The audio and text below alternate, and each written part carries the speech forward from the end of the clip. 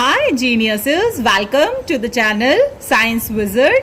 This channel is all about the science subject of classes 6, 7th, 8th, 9th and 10th physics and chemistry. And if you are new to my channel, you can subscribe to the channel for more science videos. And if you like the explanation, then please press the like button and you can share this video with your family, friends and classmates. And the topic which we are going to discuss today is the acid, bases and salt of class 7 chapter 7. Okay, so I hope आप सबने यहाँ पे कुछ substances mentioned हैं like lemon juice, okay, unripe mango, unripe का मतलब होता है कच्चा आम, बेकिंग सोडा जो कि जनरली आपके घरों में इडलीज और केक्स बनाने के लिए यूज करते हैं, टेबल सॉल्ट का मतलब होता है नमक जो आपके घर में यूज होता है, कर्ड, शुगर, ऑरेंज जूस, ये सब आप लोग घर में यूज करते हैं और इन सब में का जो टेस्ट है वो अलग अलग होता है ना। कुछ जो फूड आइटम्स होते हैं वो सोर टेस्ट करते हैं, सोर का मतलब होता है खट्टा, सॉल्टी मतलब नमकीन, स्वीट मतलब मीठा और बिटर का मतलब होता है कड़वा। ओके, सो बेसिकली ये जो फूड आइटम्स हैं they taste different. So the first thing, जितने भी इसमें एसिड्स हैं, जैसे अगर आप देखेंगे तो इसमें से कौन कौन सी चीज जो है वो खट्टी लगती है। लेमन जूस आपको खट्टा लगता है, कर्ड आपको थोड़ा खट्टा लगता है, ऑरेंज जूस आपको थोड़ा खट्टा लगता है, ओके, अनराइप मैंगो जो है वो थोड़ा खट्टा लगता है, जो सॉल्ट है वो आपको नमकीन लगता है, जो चीनी होती है वो आपको मीठी लगती है। तो बेसिकली जो खट्टी लगती हैं आपको चीजें जैसे lemon juice, unripe mango, orange juice, so ये सब जो होती हैं ये falls under the categories of the acids. So lemon juice, orange juice, unripe mango, curd, they taste the sour. Sour means khatta. Okay, and why they taste sour? Because they contain the substances called acids in them.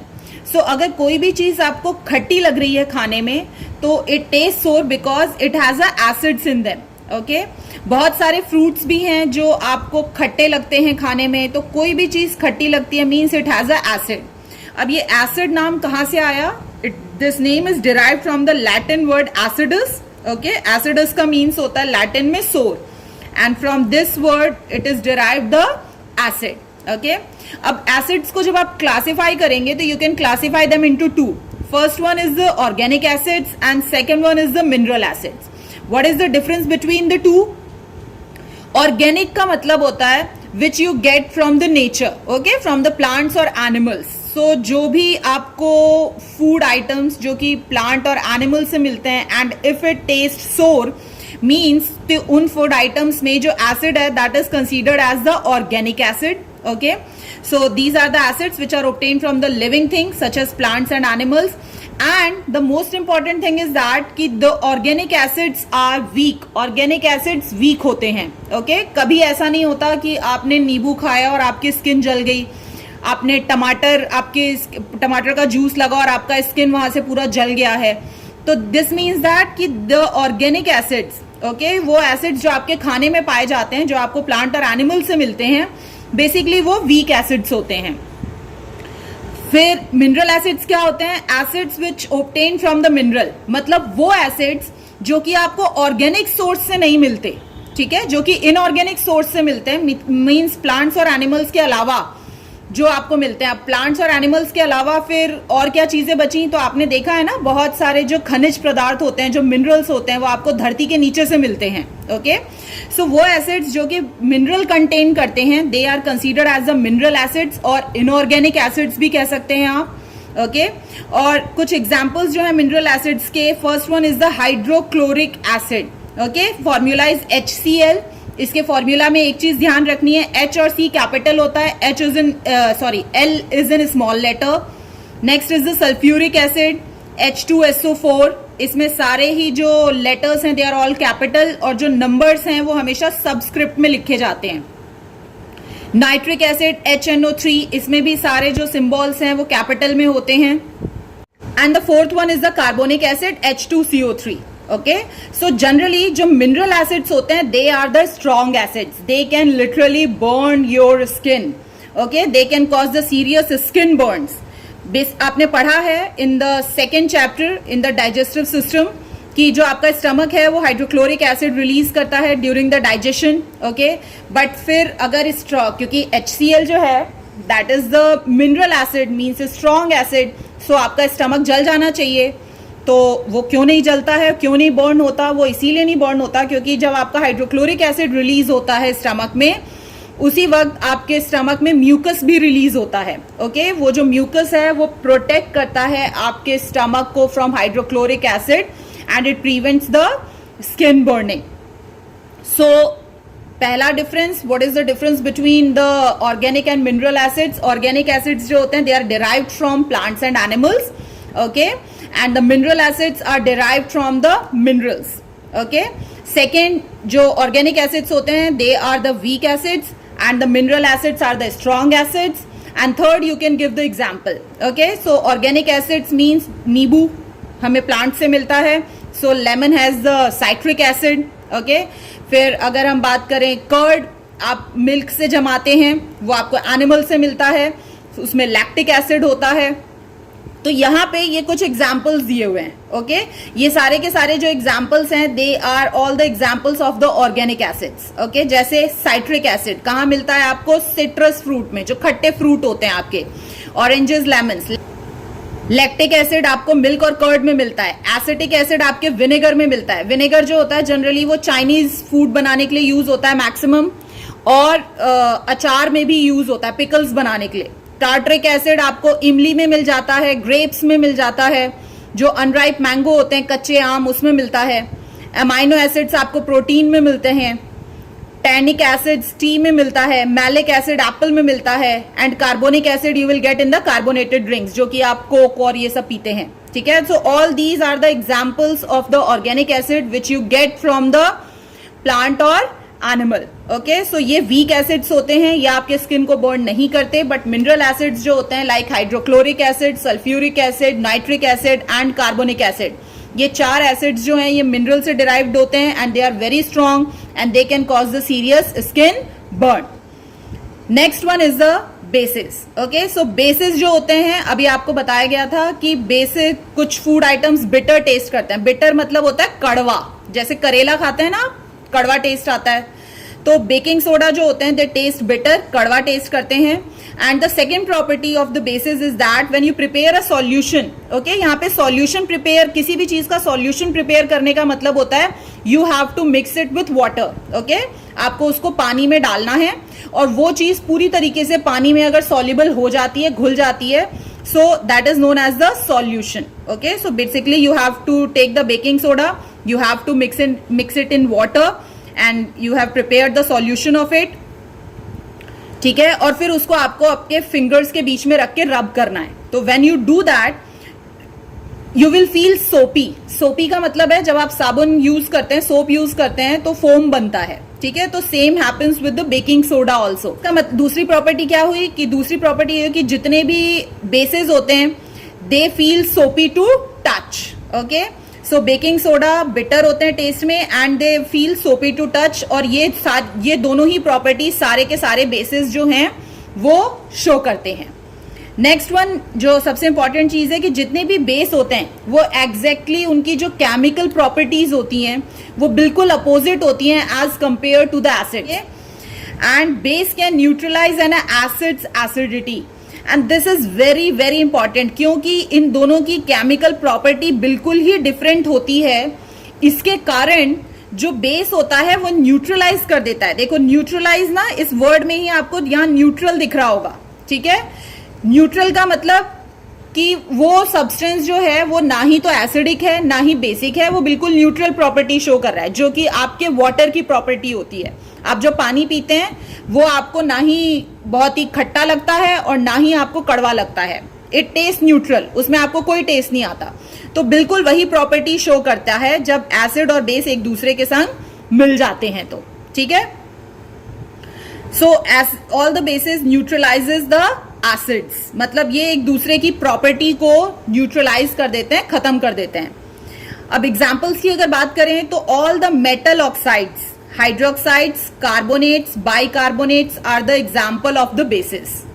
सो अगर हम bases के example की बात करें तो all metal oxides, metal carbonates, metal bicarbonates and metal hydroxides are considered as the example of bases. ठीक है, तो यहाँ पे एक चीज मैं आपको बता देती हूँ कि जो मेटल्स होते हैं, ये जो प्रॉपर्टी शो करते हैं, ये बहुत ही हार्ड होते हैं। ठीक है, मैक्सिमम ऑफ द मेटल्स जो होते हैं वो सॉलिड स्टेट में एग्जिस्ट करते हैं। जैसे आपने देखा है कॉपर, आपके घरों में जो पूजा के लिए बर्तन यूज होते हैं वो कॉपर के बनाए जाते हैं, कॉपर के जग होते हैं। ठीक है, आपके घरों में एल्यूमिनियम की कढ़ाई होगी। ठीक है, एल्यूमिनियम इज अ मेटल। ठीक है, लोहा जो होता है दैट इज अ मेटल। सो ये सब मेटल की कैटेगरी में फॉल करते हैं। अब यहाँ पे ऑक्साइड्स कब यूज करते हैं? जब मेटल के संग ऑक्साइड्स यूज करते हैं जब मेटल के संग ऑक्सीजन रिएक्ट करता है। ठीक है, तो जब भी मेटल और ऑक्सीजन एक दूसरे के संग कंबाइन करेंगे तो they form the metal oxides. I am giving you the example, like आपने मैग्नीशियम जो है दैट इज अ मेटल। ठीक है, तो मैग्नीशियम जब ऑक्सीजन के संग कंबाइन करता है तो it forms the magnesium oxide. So this can be the example of a base. ठीक है, दूसरा एग्जाम्पल अगर हम आपको दें तो that is the sodium oxide, Na2O। Sodium oxide is the metal and its reacts with oxygen, so it forms the metal oxide, so that is considered as a base. ठीक है, फिर कॉपर ऑक्साइड CuO। सो ऐसे करके जितने भी metal oxides हैं they are all considered as a base. ठीक है, फिर मेटल कार्बोनेट्स, अगर मैं कार्बोनेट्स का बताऊं तो कार्बोनेट्स वो होते हैं जो ग्रुप होते हैं CO3। ठीक है, आपने ये स्ट्रक्चर ऑफ मैटर में पढ़ा होगा, that group CO3 is known as the carbonate. तो जब भी कोई मेटल CO3 के संग कंबाइन करता है, कार्बोनेट फॉर्म करता है, तो that considered as a base, like calcium carbonate, copper carbonate. These are the few examples of the metal carbonates जो कि बेस के एग्जाम्पल हैं। बाइकार्बोनेट की अगर बात करें तो बाइकार्बोनेट ग्रुप जो होता है उसको हम कहते हैं HCO3। ओके, सो अभी आपने देखा था ना बेकिंग सोडा का उसने एग्जाम्पल दिया था, तो मेटल बाइकार्बोनेट में अगर आप सोडियम बाइकार्बोनेट लेते हैं NaHCO3 तो इसको हम बेकिंग सोडा भी कहते हैं, जो कि आपके घरों में होगा। एंड आपका अगर वो बॉक्स संभाल के रखा होगा आपने तो you can go and check its chemical name also, must be written on that. Okay, baking soda, so that is the sodium bicarbonate, so they are considered as a base. And अगर hydroxides की बात करें, जो होता है hydroxide is the OH group. Okay, so the first example is the CuOH2. So first example is the copper hydroxide, then sodium hydroxide, Na is sodium, K is potassium, so potassium hydroxide. So all these are considered as the example of the metal hydroxides which are considered as a bases. ठीक है, तो जितने भी metal oxides होते हैं, जितने भी metal carbonates होते हैं, जितने भी मेटल बाइकार्बोनेट्स होते हैं और जितने भी मेटल हाइड्रोक्साइड्स होते हैं, they are all considered as the example of basis.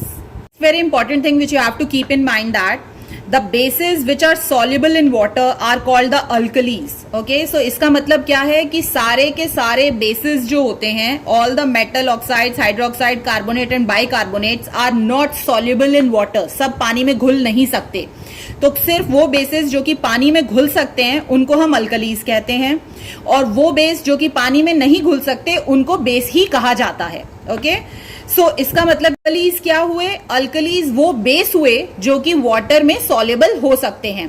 So this means that all the alkalis are the bases. ठीक है, सारे अल्कलीज बेस हो सकते हैं क्योंकि अल्कली क्या है? वो बेस हैं जो पानी में घुल सकते हैं। But all the bases are not alkalis, but सारे बेस अल्कली नहीं हो सकते। वो क्यों? क्योंकि सारे के सारे बेस जो होते हैं वो पानी में सॉल्युबल नहीं होते। अल्कलीज सिर्फ वही बेस हैं जो कि पानी में सॉल्युबल होते हैं। कुछ कॉमन अल्कलीज मतलब which are soluble in water. यहाँ पे कुछ कॉमन अल्कलीज के एग्जाम्पल दिए गए हैं, तो यहाँ पे जितने भी आपको एग्जाम्पल बताए जा रहे हैं they are all soluble in water. Okay, so the first one is the sodium hydroxide. Okay, NaOH, इसका मतलब कि सोडियम हाइड्रोक्साइड वो बेस है जो कि पानी में घुल सकता है। और सबसे इंपॉर्टेंट चीज जो आपको याद रखनी है, उसको कॉमन नेम होता है उसका caustic soda. Okay, second one is the potassium hydroxide. This is also considered as a alkali because it can be soluble in water and its formula is KOH and its common name is caustic potash. Next one is the calcium hydroxide, CaOH2, okay, and its common name is the slaked lime. This is also the alkali which can be soluble in water. And the next one is the ammonium hydroxide. So यहाँ पर है ammonium hydroxide NH4OH. This is also soluble in water. So यहाँ पे ये चार जो हैं, ठीक है, ये आपको याद रखने हैं. The alkalis which are soluble in water. And the second thing is that इनके कॉमन नेम बहुत इंपॉर्टेंट हैं, जो कि फिल इन द ब्लैंक्स या 1 मार्क क्वेश्चन में पूछे जा सकते हैं आपको. Next we are going to discuss is about the salts. ठीक है, सो आपके घर में एक सॉल्ट यूज करते हैं आप, विच इज द NaCl. इसके अलावा भी बहुत सारे सॉल्ट्स एग्जिस्ट करते हैं. सो द फर्स्ट थिंग, अभी आपको मैंने बताया था कि जो बेसिस होते हैं उनकी जो केमिकल प्रॉपर्टी होती है that is totally different from the acids. Okay, और जब भी एसिड्स और बेस एक दूसरे के संग रिएक्ट करते हैं तो दे न्यूट्रलाइज ईच अदर. मीन्स कि वो एसिडिक और बेसिक प्रॉपर्टी को खत्म कर देते हैं, वो न्यूट्रल प्रॉपर्टी शो करते हैं बिल्कुल वहां पे. सो जब भी कोई एसिड रिएक्ट करता है बेस के संग तो वो न्यूट्रलाइज करते हैं एक दूसरे की केमिकल प्रॉपर्टीज को, and a salt and water are form. Okay, so this is very important कि जब भी एसिड और बेस एक दूसरे को न्यूट्रलाइज करते हैं तो क्या बनता है, सॉल्ट बनता है जो कि न्यूट्रल प्रॉपर्टी शो करता है बिल्कुल, और वाटर बनता है जो कि न्यूट्रल प्रॉपर्टी शो करता है. ठीक है, क्योंकि जो सॉल्ट है ना ही तो वो खट्टा टेस्ट करता है और ना ही वो आपका बिटर टेस्ट करता है. Same with the water. Okay, so इसका मतलब कि ये दोनों ही ना ही तो एसिडिक प्रॉपर्टी शो कर रहे हैं ना ही बेसिक प्रॉपर्टी शो कर रहे हैं. दे show the neutral property. Okay, so for example, when the hydrochloric acid reacts with the sodium hydroxide, that is the caustic soda, so the sodium chloride, common salt and water are produced. Let me explain you. पहली चीज आपने क्या सीखी कि जब भी कोई भी एसिड, ठीक है, किसी भी बेस के संग कंबाइन करेगा तो it always form the salt and water. ठीक है, और यहां पर क्योंकि एसिड और बेस एक दूसरे की केमिकल प्रॉपर्टी को न्यूट्रलाइज कर रहे हैं तो यहां पे जो सॉल्ट बनता है that is also neutral, that shows the neutral chemical property, and water also shows the neutral chemical property. और ये जो रिएक्शन होती है when acid reacts with base form the salt and water, this reaction is known as the neutralization reaction. ठीक है, neutralisation reaction क्यों कह रहे हैं, क्योंकि यहां पर एसिड और बेस दोनों एक दूसरे की केमिकल प्रॉपर्टी को न्यूट्रलाइज कर देते हैं और जो सब्सटेंस फॉर्म होता है that is also neutral. So this the reaction of acid and base to form the salt and water is known as the neutralization reaction.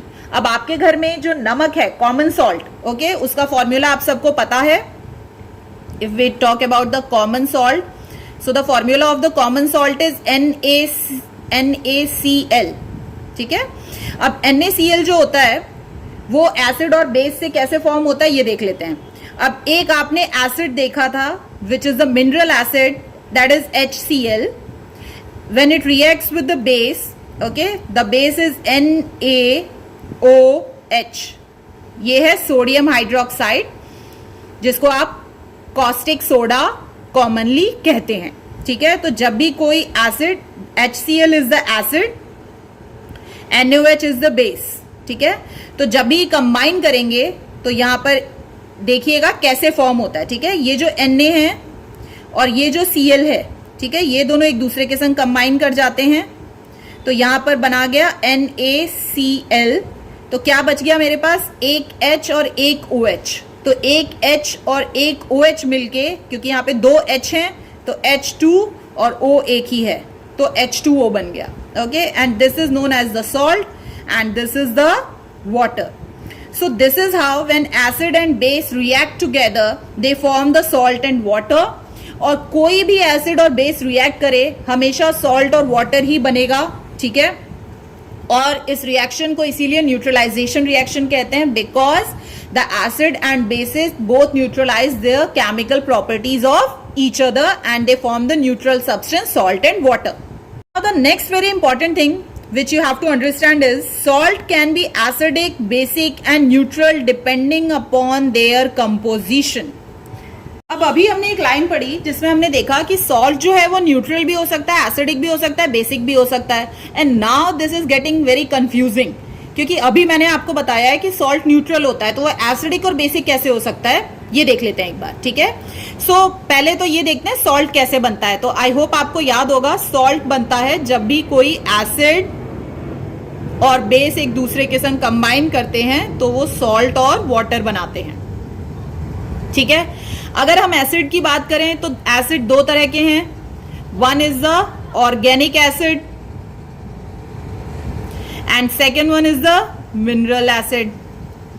और इसमें भी आपने देखा है कि जो ऑर्गेनिक एसिड्स होते हैं वो वीक होते हैं और मिनरल एसिड्स जो होते हैं वो स्ट्रांग होते हैं. सिमिलरली बेस में भी हमने देखा कि जो बेस होता है वो भी स्ट्रांग और वीक हो सकता है. ठीक है, सो अब यहां पे बहुत सारे परम्यूटेशंस और कॉम्बिनेशंस बन सकते हैं. जैसे मान लो कि if I have taken the strong acid and I have taken the weak base. अब अभी आपने क्या देखा कि जब भी न्यूट्रलाइजेशन रिएक्शन होती है तो दोनों एक दूसरे की केमिकल प्रॉपर्टी को न्यूट्रलाइज कर देते हैं. ठीक है, तो यहां पे एसिड तो बहुत स्ट्रांग है बट वीक बेस है, तो क्या ये पूरी तरीके से एक दूसरे की केमिकल प्रॉपर्टीज को न्यूट्रलाइज कर पाएंगे? नो. आपने वो गेम देखा है टग ऑफ वार वाला, जिसमें दो टीम्स होती हैं और वो रस्सी को पुल करती हैं और उसमें देखा जाता है कि कौन सी टीम दूसरे टीम को अपने कोर्ट में ले आती है, वो जीत जाती है. तो same is happening here also. ठीक है, यहाँ पे एसिड तो जो है वो स्ट्रांग टीम है बट जो वीक है वो वीक टीम है. ठीक है, सो आपके हिसाब से अगर यहाँ टग ऑफ वॉर चल रहा है between the strong acid and weak base, तो जो कौन जीतेगा, एसिड या बेस? तो ऑब्वियसली कौन सा जीतने वाला है, क्योंकि एसिड स्ट्रांग है तो एसिड जीतेगा. ठीक है, क्योंकि वो जो बेस है वो इसको पूरी तरीके से न्यूट्रलाइज नहीं कर पाएगा. तो यहाँ पे सॉल्ट तो बनेगा, ओके, बट यहां पर जो सॉल्ट है वो कैसी प्रॉपर्टी शो करेगा? जो स्ट्रांग है उसकी. मतलब यहां पे सॉल्ट जो है वो थोड़ी एसिडिक प्रॉपर्टी शो करेगा. अगर हम इसका उल्टा ले लें, अब मैं यहां पे ले रही हूं स्ट्रांग बेस और वीक एसिड, तो क्या इस केस में दोनों एक दूसरे को पूरी तरीके से न्यूट्रलाइज कर पाएंगे? नो. सो यहां पे भी सॉल्ट तो बनेगा बट कौन सी प्रॉपर्टी शो करेगा? जो स्ट्रांग है. What is strong here? Base. तो यहां पे वो बेसिक प्रॉपर्टी शो करेगा सॉल्ट. ठीक है, केस लेते हैं. मैंने एसिड भी वीक लिया और मैंने बेस भी वीक लिया, तो क्या यहां पर ये दोनों एक दूसरे को पूरी तरीके से न्यूट्रलाइज कर पाएंगे? क्योंकि दोनों ही वीक हैं तो यस, दोनों ही एक दूसरे को पूरी तरीके से न्यूट्रलाइज कर पाएंगे और यहां पे भी सॉल्ट और वाटर बनेगा. बट यहां पे जो सॉल्ट है वो कैसा बनेगा? Neutral, because both are weak. ठीक है, और अगर मैं दोनों ही स्ट्रांग लेती हूं, एसिड भी स्ट्रांग लिया और मैंने बेस भी स्ट्रांग लिया, तो यहां पे भी सॉल्ट और वाटर बनेगा. और यहां पे भी क्योंकि दोनों ही स्ट्रांग हैं तो दोनों एक दूसरे की केमिकल प्रॉपर्टी को फुल्ली न्यूट्रलाइज कर देंगे. तो यहां पे भी जो सॉल्ट होगा वो क्या होगा? न्यूट्रल. ठीक है, तो बस एक चीज आपको याद रखनी है, क्योंकि बेस भी स्ट्रांग और वीक हैं और एसिड्स भी स्ट्रांग और वीक हैं, तो अगर दोनों ही वीक हैं तो सॉल्ट न्यूट्रल होगा, दोनों ही स्ट्रांग हैं तो भी सॉल्ट न्यूट्रल होगा. एक स्ट्रांग और दूसरा वीक है, ठीक है, एसिड और बेस में से, तो जो स्ट्रांग होगा सॉल्ट उसी की प्रॉपर्टी शो करेगा. जैसे यहाँ पे स्ट्रांग एसिड था तो सॉल्ट एसिडिक प्रॉपर्टी शो कर रहा था, यहाँ पे वीक स्ट्रांग बेस था तो यहाँ पे सॉल्ट बेसिक प्रॉपर्टी शो कर रहा था. सो आपकी बुक में this line that salt can be acidic, basic और neutral depending upon their composition. So I hope आप समझ गए हैं कि सॉल्ट एसिडिक, बेसिक और न्यूट्रल कैसे फॉर्म होता है. Now the next thing is that chemical compounds can be divided into three broad categories, that is acid, bases and salt. तो किसी भी chemical compound को आप acid की कैटेगरी में डाल सकते हैं if it tastes sour, base की कैटेगरी में डाल सकते हैं if it tastes bitter, और salt की कैटेगरी में डाल सकते हैं if it shows the neutral properties. Okay, ना ही वो एसिडिक प्रॉपर्टी शो कर रहा है ना ही बेसिक प्रॉपर्टी, तो वो सॉल्ट की कैटेगरी में आ जाएगा. आपकी पेपर की बुक इफ यू भी